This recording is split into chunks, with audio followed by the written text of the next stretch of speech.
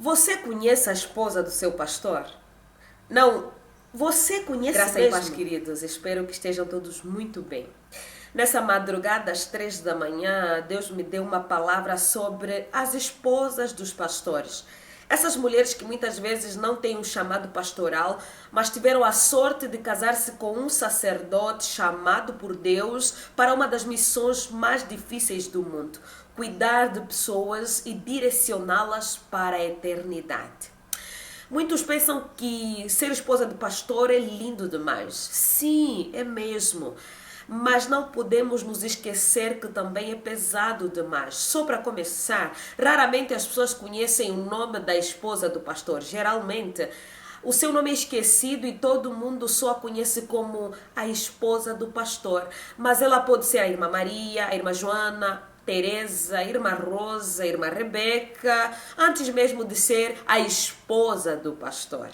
Às vezes, nessa grande missão de caminhar lado a lado com seu esposo, que é o pastor, seu chamado pode ser anulado. Isso quando ela não é obrigada a ser líder do departamento infantil, líder do círculo de oração ou até mesmo líder das mamães, né? Das mulheres. E não importando se esse é ou não o seu chamado, ela deve aceitar e fazer dar certo.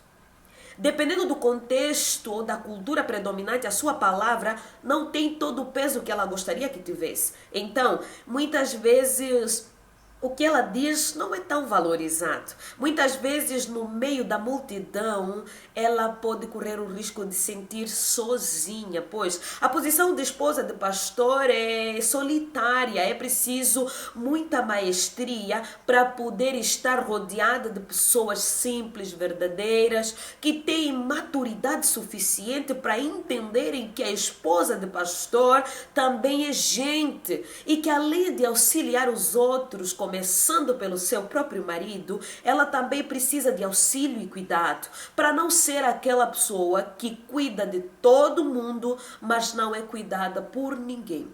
Isso sem dizer que ela tem que ter muito cuidado com quem abre a sua vida, porque a vida dela é a vida do pastor e porque muita gente não admite que esposas de pastores também sofrem. Acredite, ser mulher de pastor é ser chamada para viver uma vida de grandes alegrias e grandes lágrimas também, pois a dor do seu marido será sua dor. Ela é a principal intercessora dele, já que conhece as realidades da igreja e muitas vezes o fato de ser a confidente do seu marido irá lhe custar tão caro que até os sapos mais desagradáveis terão que passar pela sua garganta e a pressão. A pressão é tão grande que ela é muitas vezes obrigada a continuar sorrindo e acenando. Ela, a esposa do pastor, é quem divide o seu marido com a comunidade ou com o mundo, dependendo da magnitude do ministério. E às vezes, o tempo que sobra para ela é para ouvir sobre as varizes da noiva. Então, a namorada, a amante, a mulher e quem sabe a mãe dos filhos é simplesmente a mulher do pastor, que tem que ficar ali e fazer bonito. Sabe, esses e muitos outros fatores podem abrir feridas muito profundas. Às vezes, podem gerar frustrações que provocam nela a morte da paixão pela obra do Senhor na vida do seu marido. E de repente começa a empurrar com a barriga, fazer de qualquer jeito.